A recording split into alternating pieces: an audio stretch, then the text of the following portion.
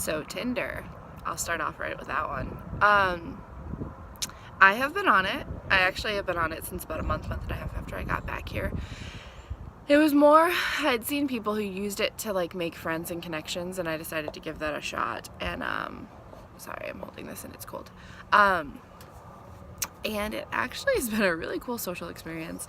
As long as you go into Tinder, I feel like, knowing that there's a decent amount of people looking just to get laid, you can handle it pretty well as long as you're cautious, just like you would be anywhere else on the internet, and just have fun, like getting to know people. If you take it too seriously, then it probably is a lot worse. But I've made some really good friends from it. Actually, I'd say like 3 of the people who I would consider my best friends here, I met from Tinder in the last 6 months. I went on there initially looking to make connections and just talk to people, and that worked. And then I thought I wanted to date, and I wasn't ready, but I've had some really good friends and people along the way that I met through there that have been really good friends, and just, I don't know, we've bonded and become really close, and so it's been cool. Being a single mom is interesting on there because you have a fine line of, do you tell them you have kids because you want to be upfront, or do you not tell them you have kids because you're trying to protect the fact that you have kids? There's a fine line there that you have to bridge, and you have to be very cautious, I feel, about it.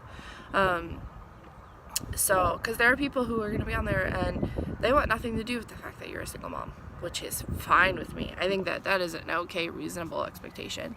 And then there are people who don't care. And then there are people who are just on there. Actually, one of the friends that I made, that I'm pretty close to, he always laughs and said he just wanted to find pretty much people, somebody he could have a conversation with, but mostly was just there for hooking up. And I'm not that person, but he and I have become really, really good friends. And I remember one of the first comments I said, like, does it bother you that I'm a single mom? And he said, no, mom's gotta get laid too. I'll never forget him saying that to me. And that was when I was like, oh, I'm not just in it for this like hookup thing, but like, cool if you are. And he was like, oh, well, we can still be friends.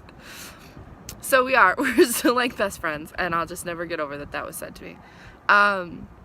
Yeah, Tinder is interesting. If you go into it pretty open-minded, it's not so bad. And I don't know. When I talked to somebody about it the first time that I'd been on there, they were like, oh no, you're gonna wind up with a stalker. So far, knock on wood, I haven't. I'm not on there very often because it's mostly out of boredom.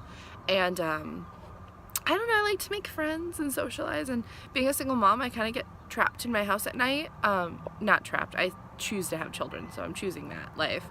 But sometimes it's nice to just have people to talk to and not always harass my friends and make new friends, and it's like an easy way to like weed people out before I'm friends with them. It's like, I don't know, I use it less like a dating app these days and more as like a friend maker. So that's been really cool. And I'm not anti-Tinder. I'm not. And I'm not ashamed to be like, I've been on Tinder. I've made friends on there.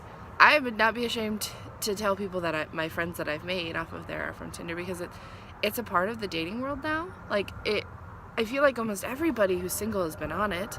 And if they haven't, well, that's fine with you, but it's not. 9 times out of 10 you make a match with somebody and you never talk to them, so why does it matter? For those that don't know, Tinder is this app that is designed for dating or hooking up or whatever. You can use it as friends. There are girls who find friends on there as girls. And you swipe left if you don't like the person, and you swipe right if you like them. And 95% of it is on pictures and looks, but then you also get a little snippet profile, and you can share like your favorite music and Instagram and stuff on there.